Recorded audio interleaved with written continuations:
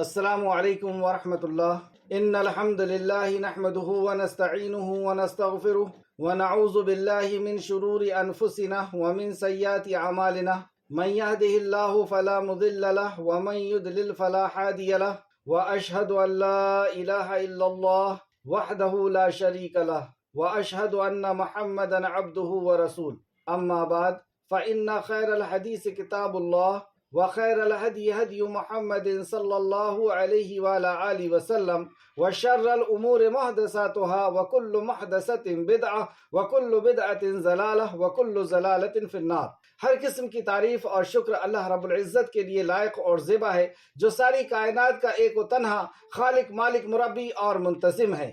ہم اسی کی تعریف کرتے ہیں اور اسی سے مدد مانگتے ہیں، اسی سے بخشش طلب کرتے ہیں۔ اپنی نفس کی شرارتوں اور اپنے برے اعمال سے اللہ کی پناہ میں آتے ہیں۔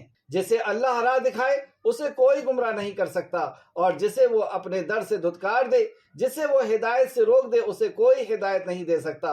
میں گواہی دیتا ہوں کہ اللہ کے سوا کوئی معبود برحق نہیں، وہ اکیلا ہے، کوئی اس کا شریک نہیں، اور میں گواہی دیتا ہوں کہ حضرت صلی اللہ علیہ وسلم اس کے بندے اور اس کے رسول ہیں۔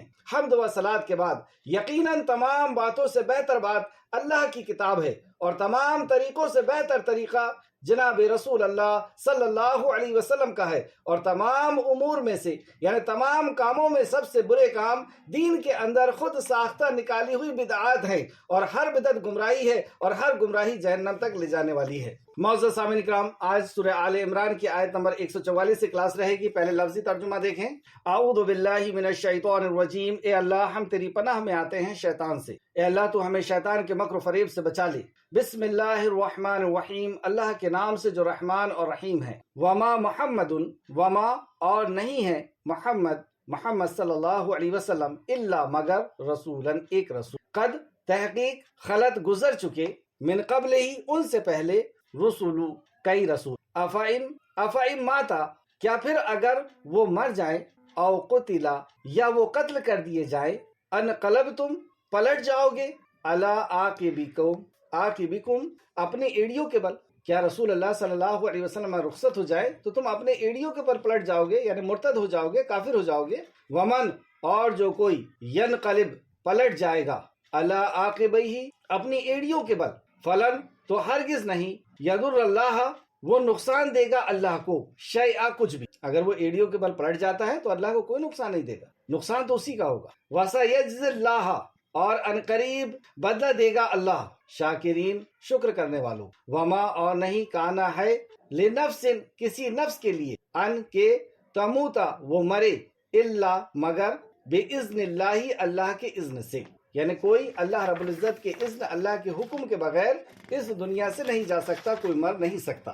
کتاباً لکھا ہوا ہے، معجلہ مقررہ وقت، ہر کسی کا مقررہ وقت لکھا ہوا ہے، اور وہ اللہ کے اذن کے بغیر، اللہ کے حکم کے بغیر اس دنیا سے نہیں جا سکتا۔ ومن اور جو کوئی یرد چاہتا ہے، ثوابا بدلہ، دنیا کا، نوتی ہے ہم دے دیتے ہیں اسے، منہا اس میں سے۔ جیسے کہ جنگ کی بات چل رہی ہے، جنگ بدر، جنگ احد کا واقعہ چل رہا ہے، تو جو چاہتا ہے اس کو وہ چیز دی جائے گی کہ وہ کس نیت سے جہاد کر رہا ہے یا کس نیت سے وہ دین کا کام کر رہا ہے۔ ومن اور جو کوئی یرد چاہتا ہے، ثوابا ثواب، آخرتی آخرت کا، نوتی ہی ہم دے دیں گے اسے، منہا اس میں سے۔ اگر جو آخرت کا چاہے گا تو اسے آخرت۔ وَسَنَجْزِي اور انقریب ہم بدل دیں گے، شاکرین شکر کرنے والوں کو، ہم انقریب بدلہ دیں گے شاکرین شکر کرنے والوں۔ چلیں تفسیر دیکھتے ہیں۔ وما محمد الا رسول قد خلت من قبلہ الرسل، جنگ بدر میں جب دشمنوں کے ساتھ مارکا چل رہا تھا، دونوں طرف سے تیروں، بھالوں اور تلواروں کی کھنکھناہٹ سنائی دے رہی تھی، اور مسلمانوں کو جب نقصان پہنچا، کچھ صحابہ شہید کیے گئے، تو اسی بیچ یعنی غزوہ احد میں رسول اللہ صلی اللہ علیہ وسلم کی شہادت کی افواہ اڑا دی گئی۔ جب احد کے دن کچھ مسلمان شکست کھا گئے اور کچھ شہید ہو گئے، تو شیطان نے یہ اعلان کر دیا کہ محمد صلی اللہ علیہ وسلم شہید ہو گئے ہیں۔ تفسیر ابن کثیر جلد نمبر 1 صفحہ نمبر 702۔ تو شیطان نے جب یہ اعلان کر دیا کہ رسول کریم صلی اللہ علیہ وسلم شہید ہو گئے ہیں، تو صحابہ کے اندر ایک دم سے کپکپی طاری ہوئی، چند صحابہ کے اندر، اور ان کے پیر کمزور پڑ گئے۔ اس واقعے کی وجہ سے مسلمانوں میں بہت کمزوری پیدا ہو گئی۔ اسی طرح مہاجرین کا ایک انصاری صحابی کے پاس سے گزر ہوا جو خاک اور خون میں لپٹے ہوئے تھے، یعنی انصاری صحابی خاک اور خون میں ملے ہوئے تھے، ایسے زخمی پڑے ہوئے تھے۔ تو وہاں سے ایک صحابی کا گزر ہوا تو کہتے ہیں کیا تمہیں یہ معلوم ہے کہ حضرت محمد صلی اللہ علیہ وسلم تو شہید ہو گئے ہیں؟ کیا تمہیں یہ معلوم ہے کہ رسول اللہ صلی اللہ علیہ وسلم شہید ہو گئے؟ اس حالت میں بھی انصاری نے یہ سن کر کہا کہ اگر حضرت محمد صلی اللہ علیہ وسلم جام شہادت نوش فرما گئے ہیں تو آپ نے اللہ تعالیٰ کے دین کو پہنچا دیا، لہٰذا جاؤ اور اپنے دین کو بچانے کے لیے جہاد کرو۔ تو اس موقع پر اللہ سبحانہ وتعالیٰ نے یہ آیت نازل فرمائی۔ اسے حافظ ابو بکر بہقی نے روایت کیا ہے، تفسیر ابن کثیر جلد نمبر 1 صفحہ نمبر 703۔ آیت نازل ہوئی وما محمد الا رسول قد خلت من قبلہ الرسول، اور محمد صلی اللہ علیہ وسلم ایک رسول ہیں، ایک رسول ہی ہیں، ان سے پہلے بہت سے رسول گزر چکے ہیں، اگر ان کا انتقال ہو جائے یا یہ شہید ہو جائے تو کیا تم اسلام سے اپنے ایڑیوں کے بل پھر جاؤ گے؟ کیا رسول اللہ صلی اللہ علیہ وسلم تمہارے بیچ سے چلے گئے، ان کا انتقال ہو گیا یا وہ شہید کر دیے گئے تو کیا تم اپنے ایڑیوں کے بل پھر جاؤ گے؟ کیا تم اسلام سے پھر جاؤ گے تو کیا تم مرتد ہو جاؤ گے؟ اور جو کوئی اپنے ایڑیوں کے بل پھر جائے تو وہ اللہ کا کچھ بھی بگاڑ نہیں سکے۔ اگر کوئی اس وجہ سے دین سے پھر جاتا ہے تو وہ اللہ کا کچھ نہیں بگاڑے گا، بگڑنا تو اسی کا ہے، اور اللہ شکر ادا کرنے والوں کو اچھی جزا دیتا ہے۔ آیت نمبر 145، اور کوئی جاندار اللہ کے حکم کے بغیر مر نہیں سکتا، کوئی جاندار اللہ کے حکم کے بغیر مر نہیں سکتا، اس نے موت کا وقت لکھ لیا ہے، اللہ کے اذن کے بغیر نہیں مرے گا، اللہ رب العزت نے اسے لکھ رکھا ہے۔ سورہ فاطر میں بھی آیت نمبر 11 کے اندر فرمایا اور نہ کسی بڑی عمر والے کی عمر زیادہ دی جاتی ہے اور نہ اس کی عمر کم کی جاتی ہے مگر سب کچھ کتاب میں لکھا ہوا، یعنی بڑے عمر والے کی جو عمر بڑی ہے اور جس کی کم ہے وہ سب کچھ اللہ کی کتاب میں لکھا ہوا ہے۔ سورہ انعام آیت نمبر 2 کے اندر اللہ فرماتا ہے وہی تو ہے جس نے تمہیں مٹی سے پیدا کیا پھر مرنے کا ایک وقت مقرر کر دیا۔ تو ہر کسی کا ایک وقت مقرر ہے، کوئی اگر جہاد میں جا رہا ہے تو وہاں پہ وہ مر جائے گا ایسا نہیں ہے، اور جو وہ نہیں جا رہا ہے تو وہ نہیں مرے گا ایسا بھی نہیں۔ جنگ احد کا معرکہ چل رہا ہے اور اس طرح اللہ رب العزت صحابہ اکرام کی تشکیل فرما رہا ہے کہ زندگی اور موت سب کی ایک لکھی ہوئی ہے اور اس کے نہ ایک منٹ آگے آ سکتی ہے نہ پیچھے جا سکتی، یعنی کوئی تلوار تمہیں ختم نہیں کر سکتی، کوئی تیر اور کوئی بھالا تمہیں ختم نہیں کر سکتا، کوئی بیماری اور کوئی چیز انسان کو ختم نہیں کر سکتی، جب تک اس کا وقت نہ آ جائے کوئی مر نہیں سکتا۔ اور بھی دوسری جگہ اللہ نے فرمایا سورہ منافقون آیت نمبر 11، اور اللہ کسی جان کو ہرگز مہلت نہیں دے گا جب اس کا وقت آ جائے گا، کسی جان کو، وہ کتنا ہی بڑا رئیس شخص کیوں نہ ہو، فقیر کیوں نہ ہو، وہ طب ڈاکٹر ہی کیوں نہ ہو، جس کا وقت مقرر آ گیا کوئی اس کو بچا نہیں۔ سورہ نحل آیت نمبر 61 میں اللہ فرماتا ہے پھر جب ان کا وقت آ جاتا ہے تو ایک گھڑی نہ پیچھے رہتی ہے اور نہ آگے بڑھتی، ایک گھڑی، ایک لمحہ جب وہ وقت آ جاتا ہے تو پوری دنیا مل کر کے اور پوری ڈاکٹری اور پوری دوا مل کر کے اسے بچا نہیں سکتی، نہ ایک لمحہ اس کو آگے کر سکتی ہے نہ پیچھے کر سکتی۔ خالد بن ولید رضی اللہ عنہ 100 سے زیادہ جنگیں لڑی، جسم کے اندر کوئی حصہ ایسا نہیں تھا جہاں پہ تیر اور بھالے اور تلوار کے نشانات نہ ہو، جسم کا کوئی حصہ ایسا نہ تھا جو جنگ میں زخمی نہ ہوا ہو، لیکن اس کے باوجود جب ان کی موت کا وقت آیا تو وہ اپنے بستر میں اپنے آپ کو دیکھ کر کے یا بستر میں موت ہوتے ہوئے دیکھ کر کے اور وہ غمزدہ ہو رہے تھے کہ میری موت اس بستر میں ہو رہی ہے۔ تو جنگ میں جانے سے جنگ احد کے اندر صحابہ اکرام لڑ رہے ہیں، انہیں تسلی دی جا رہی ہے، انہیں بتایا جا رہا ہے، انہیں عقیدہ بتایا جا رہا ہے کہ نہیں، زندگی اور موت اللہ کے اختیار۔ تو موت کا وقت اور جگہ یہ سب کچھ لکھی ہوئی، اجل المسمى، ایک اپوائنٹڈ ٹائم ہے ہر کسی کے اس دنیا سے جانے کا۔ آگے اللہ فرماتا اور جو کوئی دنیا کا بدلہ چاہتا ہے تو اسے ہم دنیا میں کچھ دے دیں گے۔ اب دیکھیں جہاد اللہ رب العزت کے راستے میں اللہ کے دین کو بلند کرنے کے لیے میدان کارزار میں موت کا کفن باندھ کر کے اترے ہوئے ہیں، لیکن وہاں پر بھی ان کی تشکیل کی جا رہی ہے، ان کے ارادے اور نیتوں کو صحیح کیا کہ جس کی جو نیت ہوگی اس کو اسی کا بدلہ ملے، اور جو کوئی دنیا کا بدلہ چاہتا ہو تو ہم اسے دنیا میں ہی کچھ دے دیں۔ ہم بھی دین کا اگر کوئی کام کر رہے ہیں، کسی کے ساتھ اچھا سلوک کر رہے ہیں، کچھ بھی نیک عمل سمجھ کر کے ہم کر رہے ہیں، اس میں اگر دنیا کا مفاد چھپا ہوا ہے تو اللہ رب العزت نے بتا دیا دنیا کے لیے وہ چاہتا ہے اسے دنیا میں دے دیا، اور جو کوئی آخرت کا بدلہ چاہتا ہو تو ہم اسے آخرت میں کچھ دے دیتے ہیں۔ ہم شکر کرنے والوں کو अच्छी जजा देते हैं। सूरह शूरा आयत नंबर 20 में भी अल्लाह रब्बुल इज्जत ने फरमाया, जो शख्स आखिरत की खेती का तालिब हो उसके लिए हम उसकी खेती में अफजाइश करेंगे, यानी उसकी खेती को और बढ़ाएंगे जो आखिरत का तलबगार है। और जो कोई दुनिया की खेती का ख्वाहिशमंद हो उसको हम उसमें से देंगे और उसका आखिरत में कुछ हिस्सा नहीं हो। यानी दीन का जो काम हम कर रहे हैं इसको अगर आखिरत की नीयत से नहीं, दुनिया को हासिल करने के लिए, दुनिया की शौहरत के लिए, दुनिया की दौलत के लिए, दुनिया की इज्जत के लिए अगर हम कर रहे हैं तो अल्लाह फरमाता है कि दुनिया में दे देंगे और आखिरत में फिर इनका कोई हिस्सा नहीं हो। अल्लाह रब्बुल इज्जत हम सबको इखलास अता फरमा दे कि हम जो कुछ भी काम करें सिर्फ और सिर्फ आखिरत की नीयत से, कि अल्लाह रब्बुल इज्जत इसका बदला इसको हमारे लिए तोशा आखिरत बना दे। सूरह बनी इसराइल आयत नंबर 18 और 19 में अल्लाह फरमाता है, सूरह बनी इसराइल, जो शख्स दुनिया का ख्वाहिशमंद हो तो हम उसमें से जितना चाहते हैं जल्द दे देते। अल्लाह रब्बुल इज्जत जितना चाहता है दुनिया में से दे देता, फिर उसके लिए जहन्नम को ठिकाना बना देंगे, मुकर्रर कर देंगे जिसमें वो रहेगा। आयत नंबर 146, और कितने ही नबी गुजरे जिनके साथ मिलकर बहुत से अल्लाह वालों ने जिहाद की, जंग की, उन्हें अल्लाह की राह में जो तकलीफ पहुंची उन्होंने हिम्मत न हारी और न कमजोरी दिखाई और न वो दबे, मतलब दुश्मनों से वो दबे भी नहीं और न कमजोरी दिखाई और तकलीफें उठाई, बर्दाश्त की, और अल्लाह सब्र करने वालों को पसंद फरमाता। दूसरी जगह अल्लाह ने फरमाया कि अल्लाह सब्र करने वालों के साथ है, इन्नल्लाह मअस साबिरीन। सब्र के बहुत से फजाइल है। और आगे आप देखें आयत नंबर 147 में, और उनका कहना तो बस ये है, रब्बना ग़फिर लना ज़ुनूबना व इसराफना फी अमरिना व सब्बित अक़दामना वंसुरना अलल क़ौमिल काफ़िरीन। और उनका तो बस ये कहना है कि ए हमारे परवरदिगार, ए हमारे रब, हमारे गुनाहों को बख्श दे। देखिए आप मैदान कारजार में हैं, मौत का कफन बांधे हुए, कब शहादत हो जाए, कब इस दुनिया से रुखसत हो जाए, इतना बड़ा अमल कर रहे हैं और इतने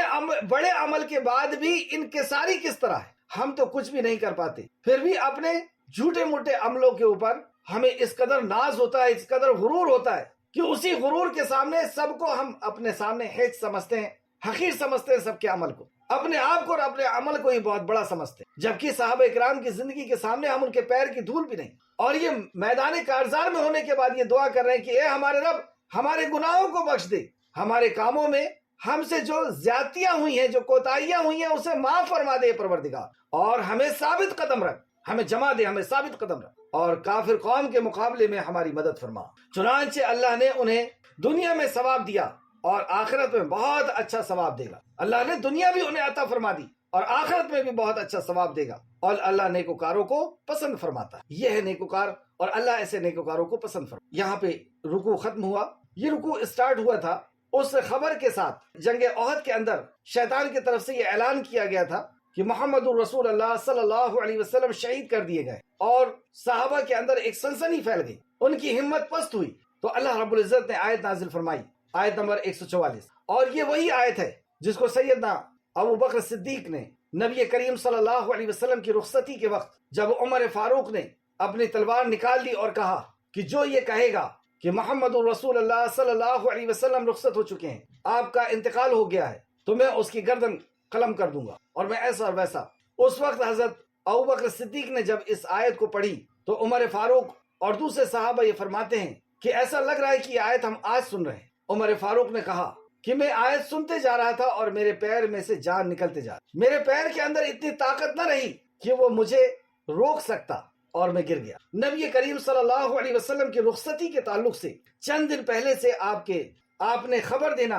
और अल्लाह रब्बुल इज्जत ने आयतें नाजिल करना शुरू कर दी कि लोग समझने लगे थे कि रसूल करीम सल्लल्लाहु अलैहि वसल्लम अब दुनिया से रुखसत होने वाले। इस वाक़े को मैं तजल्लियात नबुव्वत से सुना रहा हूँ आपको, सफ़ा नंबर 265 से। रफ़ीक़ आला के जानिब, यानी अल्लाह रब्बुल इज्जत के जानिब, जब रसूल अल्लाह सल्लल्लाहु अलैहि वसल्लम ने रिसालत की तबलीग फरमा दी और उम्मत की खैर ख्वाही का काम मुकम्मल कर दिया, तो आपके अक़वाल व अफ़आल में दुनिया से रहलत का आसार नुमाया होना शुरू हो गए, यानी दुनिया से रुखसती के आसार नुमाया होना यानी दिखना शुरू हो गए, आपके अल्फाज में भी और आपके अमाल में। आप सल्लल्लाहु अलैहि वसल्लम 10वें साल यानी हिजरत के 10वें साल, मदनी जिंदगी के 10वें साल, क्योंकि आप नुबुव्वत से पहले मक्का में 40 साल रहे, मक्का में ही 13 साल रहे नुबुव्वत के बाद, और मदीना के अंदर 10 साल रहे। तो जब 10वां साल हुआ तो आपने 10वें साल रमजान में 20 दिन एहतिकाफ किया, दूसरे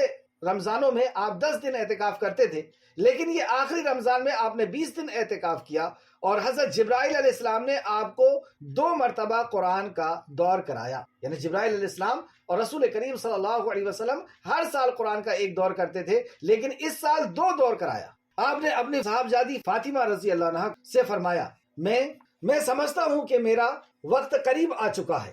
اچھا، دوسرا واقعہ، حضرت معاذ رضی اللہ عنہ کو یمن رخصت کیا تو انہیں وصیت کرتے ہوئے فرمایا، حضرت معاذ یمن کی طرف جا رہے تھے، آپ کو رخصت کرتے ہوئے رسول اللہ صلی اللہ علیہ وسلم نے آپ کو فرمایا، وصیت کرتے ہوئے فرمایا، اے معاذ، غالباً میرے اس سال کے بعد تم مجھ سے ملاقات نہ کر سکو اور میری اس مسجد اور میری قبر کے پاس سے گزرو گے۔ یہ سن کر حضرت معاذ رضی اللہ عنہ رسول اللہ صلی اللہ علیہ وسلم کی جدائی کے غم میں رونے لگے۔ آپ نے حجۃ الوداع میں کئی بار فرمایا، وہ حج جو آخری حج تھا، یعنی بدائی کا حج تھا، آپ نے بار بار کیوں فرمایا کہ غالباً تم لوگوں سے اپنے اس سال کے بعد نہ مل سکوں، غالباً میں اپنے اس سال کے بعد حج نہ کر سکوں۔ اس طرح اللہ سبحانہ وتعالیٰ نے بھی وحی نازل فرمائی، الیوم اکملت لکم دینکم، اور اذا جاء نصر اللہ، یعنی ایک خبر آسمان سے بھی آ رہی کہ رسول کریم صلی اللہ علیہ وسلم کی بعثت کا مقصد اب قریب ہونے والا ہے، پورا ہونے والا ہے۔ تو اذا جاء نصر اللہ کا نزول اس بات کا پیغام تھا کہ آپ دنیا سے اپنی مہم سے فارغ ہو چکے ہیں، آپ اپنی دنیا میں اپنی اس مہم سے، اس فریضہ رسالت سے آپ فارغ ہو چکے ہیں، اور اس وجہ سے اسے اس حج کا نام حجۃ الوداع رکھا گیا، کیونکہ آپ نے اپنے رب سبحانہ وتعالیٰ کے طرف متفق ہونے کے لیے لوگوں کو سے وعدہ کیا۔ 11 ہجری میں آپ احد تشریف لے گئے اور شہداء کے لیے اس طرح دعا کی گویا زندہ اور مرحومین سے رخصتی ہو رہی ہو۔ احد میں جو شہداء مدفون تھے، آپ احد کے مقام پر تشریف لے گئے اور اس طرح دعا فرمائی جیسے کہ زندہ اور شہداء سے رخصتی لے رہے ہوں، مردہ سے رخصتی۔ پھر واپس آ کر ممبر پر جلوہ افروز ہوئے، ممبر پر تشریف لے گئے اور فرمایا، میں تمہارا پیشرو ہوں، یعنی میں تمہارے آگے جانے والا ہوں اور تم پر گواہ ہوں، میں اللہ کی قسم اس وقت اپنے حوض کو دیکھ رہا ہوں۔ یعنی آپ ممبر پہ تشریف لے کر کہا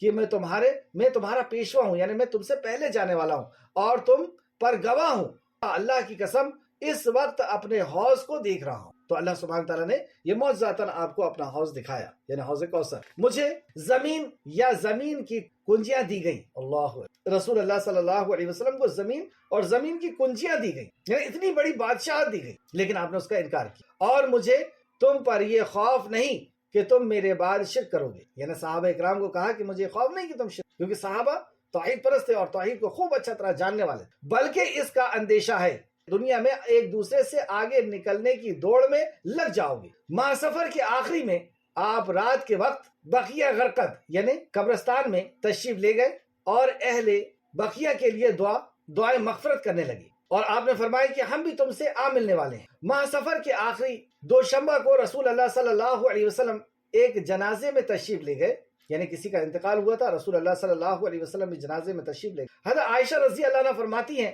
کہ آپ بقیہ سے واپس تشریف لائے تو میں اپنے سر میں درد محسوس کر رہی تھی، اور میں نے کہا کہ ہائے میرا سر کا درد، تو آپ صلی اللہ علیہ وسلم نے فرمایا بلکہ میں واللہ اے عائشہ، ہاں میرا سر کا درد، یعنی رسول اللہ صلی اللہ علیہ وسلم کے بھی سر میں درد اس وقت شروع ہوا تھا اس قبرستان سے لوٹنے کے بعد، اور اسی وقت ماں عائشہ کے سر میں بھی درد ہوا۔ یہ آپ کی بیماری کی ابتدا تھی۔ آپ اس کے بعد باری باری سب عورتوں کے پاس یعنی ازواج مطہرات کے پاس، اپنی بیویوں کے پاس دن گزارتے رہے، یہاں تک کہ مرض سخت ہو گیا۔ بتائیں اس حالت میں بھی آپ عدل اور انصاف کو تھامے ہوئے کہ ایسی حالت ہے، لیکن اس کے بعد بھی ازواج مطہرات کے گھروں میں رکا کرتے تھے۔ اس وقت آپ حضرت میمونہ رضی اللہ عنہا کے گھر میں تھے اور پوچھ رہے تھے کہ میں کل کہاں رہوں گا۔ مقصود حضرت عائشہ رضی اللہ عنہا کے بارے میں تھا۔ ازواج مطہرات نے اجازت دے دی کہ آپ جہاں چاہیں وہاں رہیں، چنانچہ آپ حضرت فضل بن عباس یعنی آپ کے چچا کے بیٹے اور حضرت علی بن ابی طالب، یہ بھی آپ کے چچا کے بیٹے بھی اور داماد بھی ہیں، کے درمیان ٹیک لگا کر دونوں پاؤں زمین پر گھسیٹتے ہوئے حضرت عائشہ رضی اللہ عنہ کے گھر منتقل ہو گئے۔ یعنی کمزوری کا یہ عالم ہو چکا تھا کہ پیر میں کھڑے ہونے کی سکت نہ تھی، تو آپ نے حضرت علی کا سہارا لے کر کے ایک کندھے پہ ہاتھ رکھ کر کے اور حضرت فضل بن عباس رضی اللہ عنہ کے کندھے پہ ہاتھ رکھ کر کے اور پیر کو گھسیٹتے ہوئے ماں عائشہ کے حضور تشریف۔ حضرت عائشہ فرماتی ہیں جب آپ میرے گھر تشریف لائے اور بیماری نے زور پکڑا تو آپ نے فرمایا مجھ پر 7 مزکیزیں پانی ڈالو جن کا بندھن نہ کھلا ہوا ہو تاکہ میں لوگوں کو وصیت کروں۔ امت کی کس قدر فکر ہے کہ ایسی تکلیف میں آپ ملوث ہیں، ایسی بیماری میں آپ ہیں، لیکن اس کے بعد بھی کہہ رہے ہیں کہ مجھے پوری طریقے سے فریش ہونا ہے، ہوش میں آنا ہے تاکہ میں وصیت کر سکوں، تو میرے اوپر تم پانی ڈالو اور 7 مزکیزہ پانی ڈالو۔ چنانچہ ہم نے آپ کو حضرت حفصہ رضی اللہ عنہ کے ایک لگن یعنی ٹب میں بٹھایا اور مزکیزے سے پانی ڈالا، حتیٰ کہ آپ اشارہ فرمانے لگے کہ تم لوگوں نے کام اپنا پورا کر دیا۔ پھر آپ لوگوں کے جانب تشریف لے گئے اور انہیں نماز پڑھائی اور خطاب فرمایا۔ اس خطاب میں آپ نے فرمایا تم سے پہلے جو لوگ تھے وہ اپنے انبیاء اور بزرگوں کی قبروں کو مساجد بنا لیا کرتے تھے۔ مساجد یعنی مسجد میں جو کام ہوتے ہیں، مسجد میں کیا ہوتا ہے؟ اللہ کے سامنے قیام ہوتا ہے، رکوع ہوتا ہے، سجدہ ہوتا ہے، دعائیں مانگی جاتی ہے، قرآن پڑھا جاتا ہے، یہ ہے مسجد، اسے کہتے ہیں۔ تو آپ نے فرمایا تم سے پہلے جو لوگ تھے اس بیماری کی حالت میں ہیں کہ آپ کو کھڑے ہونے کی بھی سخت نہیں ہے اور اپنے اوپر 7 مزکیزیں پانی ڈلوا رہے ہیں۔ کیوں؟ تاکہ میں اسے واعظ و نصیحت کر دوں۔ اور وہ کیا ہے واعظ و نصیحت؟ تم سے پہلے جو لوگ تھے وہ اپنے انبیاء اور بزرگوں کی قبروں کو مساجد بنا لیا کرتے تھے، تم لوگ قبروں کو مساجد نہ بنانا، میں تمہیں اس سے منع کرتا ہوں۔ اور فرمایا یہود اور نصارہ پر اللہ کی لعنت ہو، انہوں نے اپنے انبیاء کی قبروں کو مساجد بنا لی۔ مزید فرمایا تم لوگ میری قبر کو مسجد مت بنانا کہ اس کی پوجا کی جائے، اس کی عبادت کی جائے، تم لوگ میری قبر کو بت نہ بنانا کہ اس کی پوجا کی جائے، اس کی عبادت کی جائے۔ پھر آپ نے اپنے آپ کو قصاص کے لیے پیش کیا، اللہ صحابہ کو بلا کر کے اور اپنے آپ کو قصاص کے لیے پیش کیا۔ قصاص کیا؟ بدلے کے لیے، کہ اگر میں نے کسی کے ساتھ کوئی زیادتی کی ہے تو وہ مجھ سے ابھی اس دنیا میں زیادتی کا بدلہ لے لے، اگر میں نے کسی کو مارا ہے تو وہ مجھ سے مار کر کے بدلہ لے لے، اگر میں نے کسی کو کچھ کہا ہے تو وہ کچھ کہہ کر کے بدلہ لے لے، تو اپنے آپ کو قصاص کے لیے پیش۔ اس کے بعد انصار کے متعلق خیر کی وصیت کی، انصاری صحابہ کے تعلق سے خیر کی وصیت فرمائی، یہ ہے انصاری صحابہ کا مقام۔ پھر فرمایا ایک بندے کو اللہ نے اختیار دیا کہ وہ دنیا کی چمک دمک اور زمین اور زینت میں سے جو چاہے لے لے۔ اللہ رب العزت نے، آپ فرماتے ہیں کہ اللہ رب العزت نے ایک بندے کو اختیار دے دیا، پاور دے دیا کہ دنیا کی زینت اور چمک دمک میں سے جو چاہے اور جتنا چاہے لے لے، یا اللہ کے پاس جو کچھ ہے اسے اختیار کر لے۔ یعنی ایک طرف پوری دنیا تھی اور ایک طرف اللہ رب العزت کے پاس جو ہے وہ لے لے، یہ آپ کو آپشن دیا گیا۔ تو اس بندے نے اللہ کے پاس جو کچھ ہے اسے اختیار کر لی۔ ابو سعید خدری فرماتے ہیں رضی اللہ عنہ، یہ سن کر ابو بکر صدیق رضی اللہ عنہ رونے لگے اور فرمایا ہم اپنے ماں باپ کے ساتھ آپ پر قربان۔ اس پر ہمیں تعجب ہوا، لوگوں نے کہا اس بوڑھے کو کیا ہوا ہے کہ رسول اللہ صلی اللہ علیہ وسلم تو ایک بندے کے بارے میں یہ بتاتے ہیں کہ اللہ نے اسے اختیار دیا ہے دنیا کی چیزوں اور زیب و زینت کا، دنیا کی دولت کا، جو چاہے وہ لے لے، اور اللہ رب العزت کے پاس جو کچھ ہے اسے اختیار کر لے۔ تو یہ تو ایک بندے کو اللہ نے اختیار دیا ہے، اس پہ یہ بوڑھا کیوں روتا ہے اور یہ بوڑھا کیوں رو رہا ہے اور یہ کیوں کہہ رہے ہیں کہ ہمارے ماں باپ آپ پر قربان ہیں؟ لیکن چند دن کے بعد واضح ہوا، یعنی جب انہیں یہ پتا چلا کہ وہ رسول کریم صلی اللہ علیہ وسلم اس دنیا سے رخصت ہو گئے، تو چند دن بعد جس بندے کو اختیار دیا گیا تھا وہ خود رسول اللہ صلی اللہ علیہ وسلم تھے، اور ابو بکر صدیق ہم میں سب سے زیادہ صاحب علم ہے کہ آپ سمجھ گئے کہ یہ جن کے تعلق سے بتا رہے ہیں رسول کریم صلی اللہ علیہ وسلم، یہ خود رسول اللہ صلی اللہ علیہ وسلم۔ پھر رسول اللہ صلی اللہ علیہ وسلم نے حضرت ابو بکر رضی اللہ عنہ کی تعریف کی اور ان کے دروازے کے سوا مسجد کے کھلنے والے تمام دروازوں کو بند کرنے کا حکم۔ یہ بدھ کی روز کی بات ہے، یعنی یہ بدھ کے روز کی بات ہے جو آپ نے وصیت فرمائی تھی قبر کے تعلق سے، اور آپ نے یہ بتایا تھا کہ ایک بندے کو اللہ رب العزت نے دنیا اور آخرت کے تعلق سے آپشن دیا کہ تم جو چاہو اسے پسند کر لو۔ یہ بدھ کا دن تھا، اور اسی دن آپ نے فرمایا کہ مسجد کے طرف کھلنے والے سارے دروازے کو بند کر دیا جائے سوائے ابو بکر کے دروازے کو کھلا رکھا۔ یہ بدھ کا روز تھا، اور جمعرات کو آپ بیماری نے شدت اختیار کر لی، جمعرات کو بیماری نے اور شدت اختیار کر لی۔ آپ نے فرمایا لاؤ میں تمہیں ایک تحریر لکھ دوں جس کے بعد کبھی گمراہ نہیں۔ حضرت عمر رضی اللہ عنہ نے کہا آپ پر تکلیف کا غلبہ ہے اور تمہارے پاس قرآن ہے، اللہ کی کتاب تمہارے لیے کافی ہے۔ مطلب آپ نے آپ کی تکلیف کو دیکھ کر کے صحابہ سے یہ کہا کہ ہمارے پاس تو قرآن ہے، ہمارے لیے کافی ہے، اور نبی مکرم تکلیف میں ہے۔ اس پر لوگ اختلاف ہو گیا، اور جب شور اور اختلاف زیادہ ہوا تو آپ نے فرمایا میرے پاس بیٹھ، یعنی لوگ یہ چاہ رہے تھے کہ آپ بتائیں وہ خاص بات کہ جسے ہم پا کر کے گمراہ نہیں۔ اس دن آپ نے وصیت کی، اور یہ یہودی اور نصرانی اور مشرکوں، اب غور سنیں، اس دن آپ نے وصیت کی کہ یہودی، نصرانی اور مشرک کو جزیرہ عرب سے نکال دیا جائے۔ یہ ہے مشرک کا عالم کہ انہیں نکال دیا جائے جزیرہ عرب سے،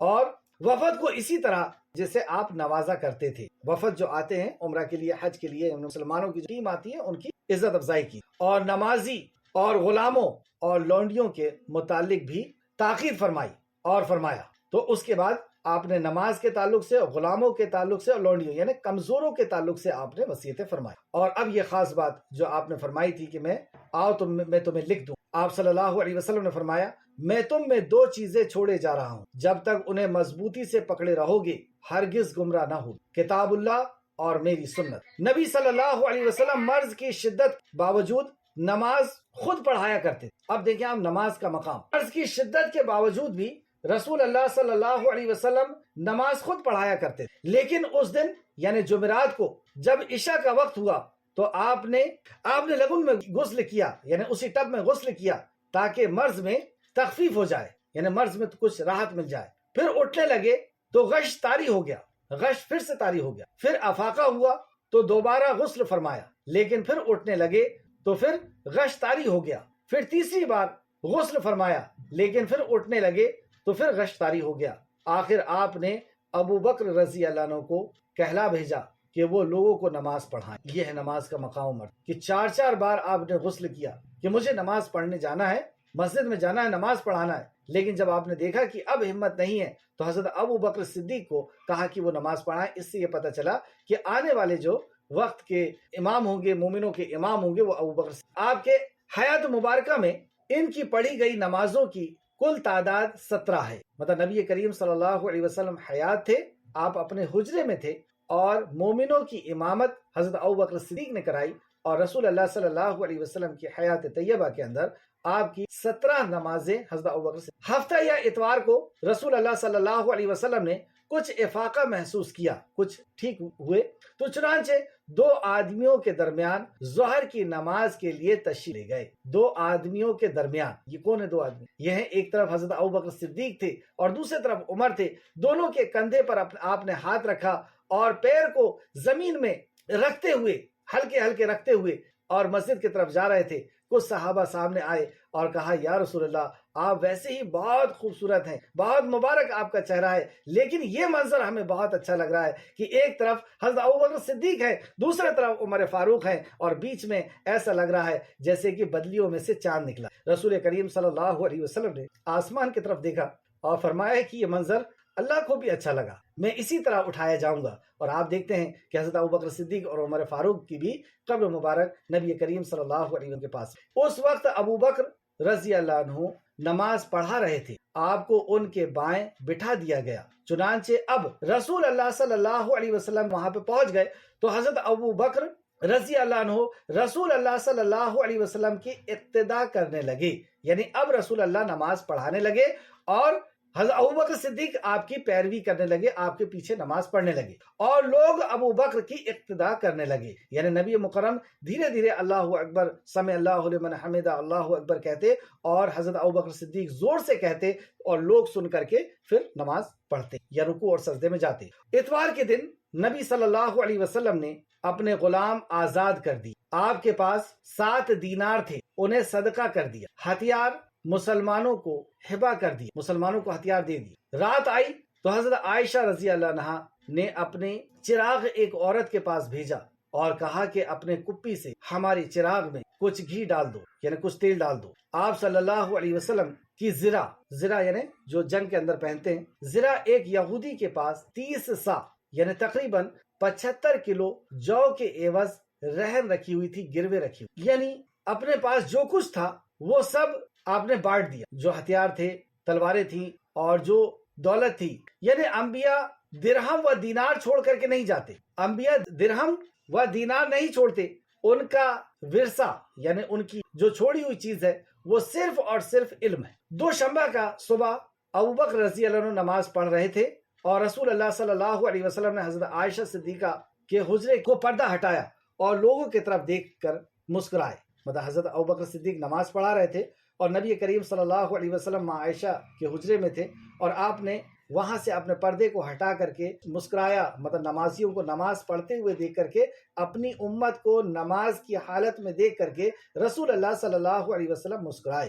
اس پر ابو بکر ایڑیوں کے بل پیچھے ہٹنے لگے اور سمجھا کہ آپ صلی اللہ علیہ وسلم نماز کے لیے تشریف لانا چاہتے ہیں. بقول حضرت انس رضی اللہ عنہ، رسول اللہ صلی اللہ علیہ وسلم کو دیکھ کر مسلمان اس قدر خوش ہوئے کہ چاہا کہ نماز کے اندر فتنے میں نہ پڑ جائیں، یعنی آپ کی مزاج پرسی کرنے کے لیے نماز توڑ نہ دے، ایسا محسوس. لیکن رسول اللہ صلی اللہ علیہ وسلم نے ہاتھ سے اشارہ فرمایا کہ اپنی نماز پوری کر لو. پھر حجرے کے اندر تشریف لے گئے اور پردہ گرا دیا. اس دن یا اسی ہفتے رسول اللہ صلی اللہ علیہ وسلم نے حضرت فاطمہ رضی اللہ عنہ کو بلایا اور کچھ سرگوشی کی، یعنی آپ کے کان میں کچھ کہا. وہ رونے لگی. پھر بلایا اور پھر سرگوشی کی تو آپ ہنس پڑی. حضرت عائشہ رضی اللہ عنہا نے دریافت کیا تو انہوں نے چھپا لی. مطلب عائشہ رضی اللہ عنہ کو نہیں بتایا اس وقت کہ میں کیوں رو رہی تھی اور کیوں. لیکن جب نبی کریم صلی اللہ علیہ وسلم کی وفات ہو گئی تو بتایا کہ آپ نے پہلی دفعہ یہ فرمایا تھا کہ آپ اپنی اس مرض کی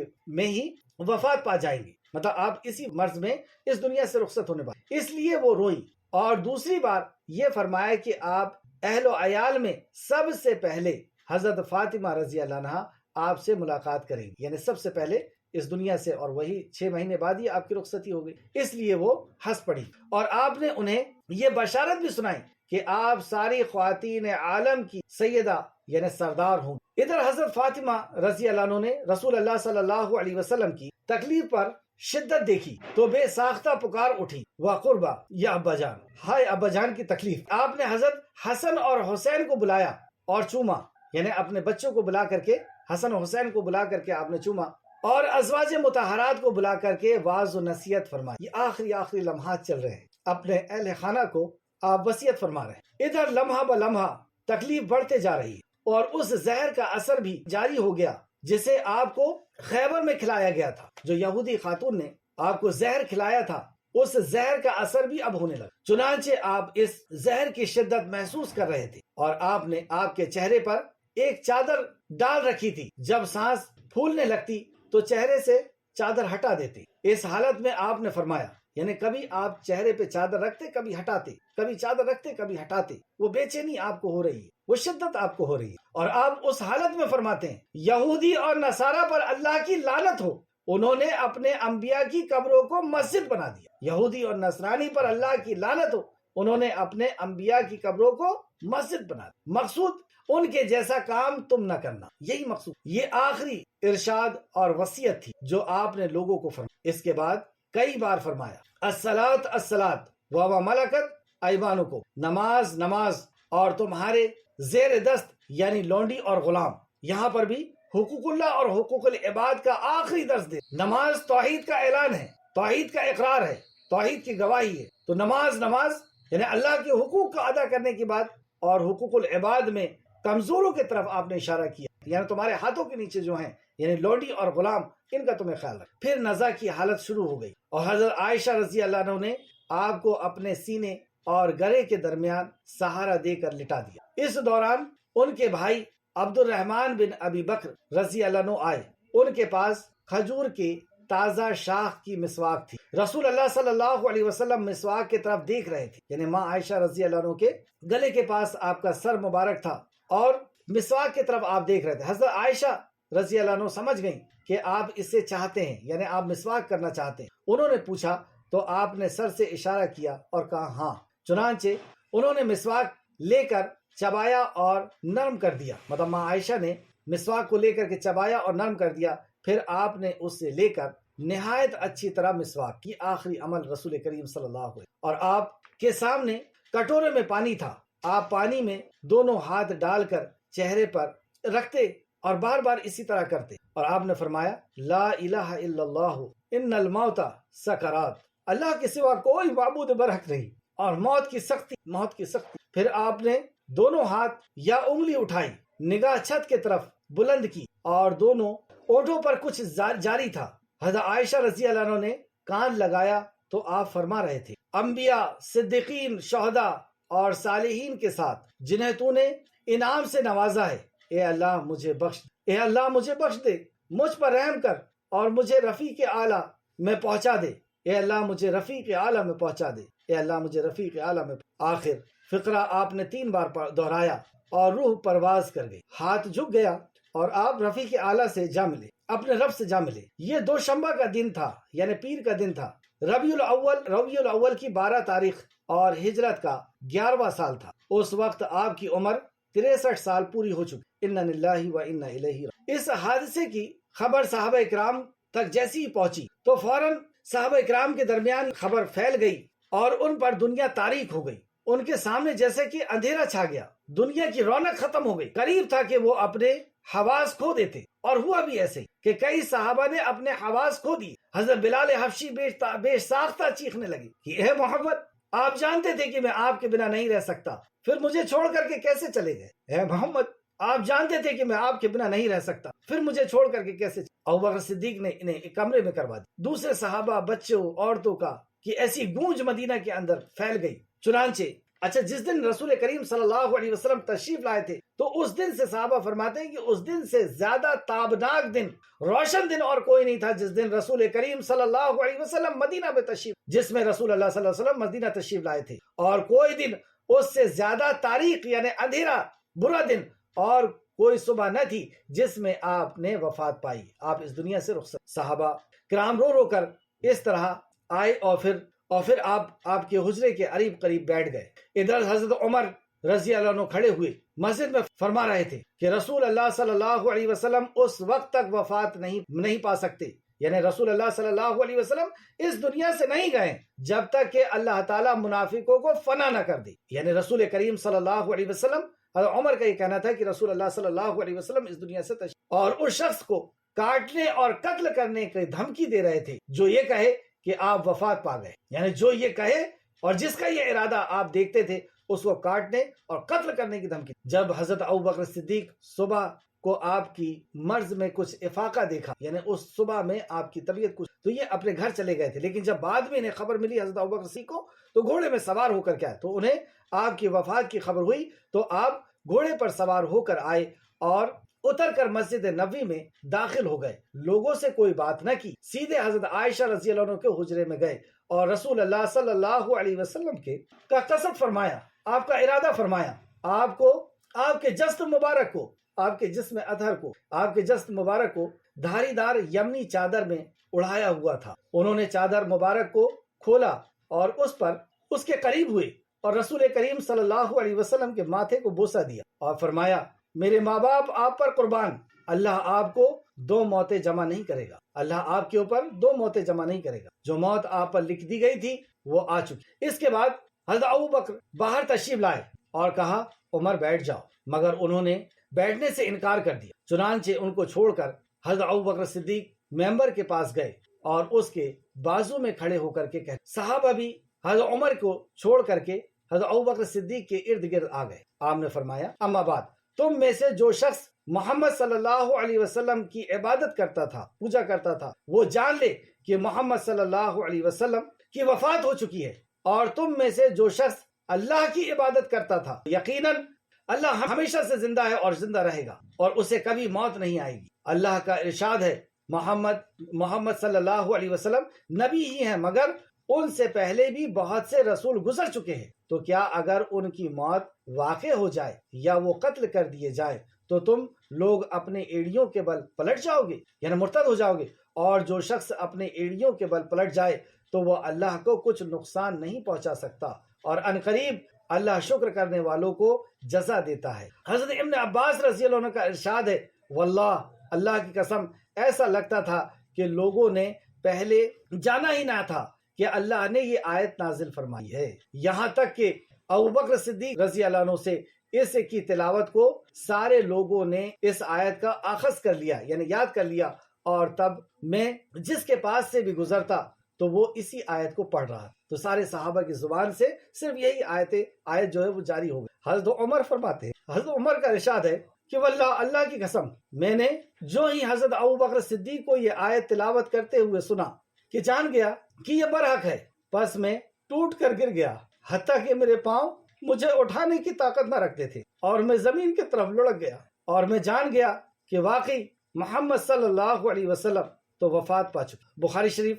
حدیث نمبر 1241، 1242، 4454، تفسیر ابو حاتم جلد نمبر 3 صفحہ نمبر 779۔ اللہم صلی علی محمد وعلی آل محمد کما صلیت علی ابراہیم وعلی آل ابراہیم انکا حمید مجید۔ اللہم بارک علی محمد وعلی آل محمد کما بارکت علی ابراہیم وعلی آل ابراہیم انکا حمید مجید۔ اے اللہ سلامتی پہنچا محمد صلی اللہ علیہ وسلم پر اور آل محمد صلی اللہ علیہ وسلم پر، جیسی سلامتی پہنچائی تو نے حضرت ابراہیم علیہ السلام پر اور آل ابراہیم علیہ السلام پر، بے شک تو تعریف کے لائق و بزرگی والا ہے۔ اے اللہ برکت پہنچا محمد صلی اللہ علیہ وسلم پر اور آل محمد صلی اللہ علیہ وسلم پر، جیسی برکت پہنچائی تو نے حضرت ابراہیم علیہ السلام پر اور آل ابراہیم علیہ السلام پر، بے شک تو تعریف کے لائق و بزرگی۔ السلام علیکم ورحمۃ اللہ۔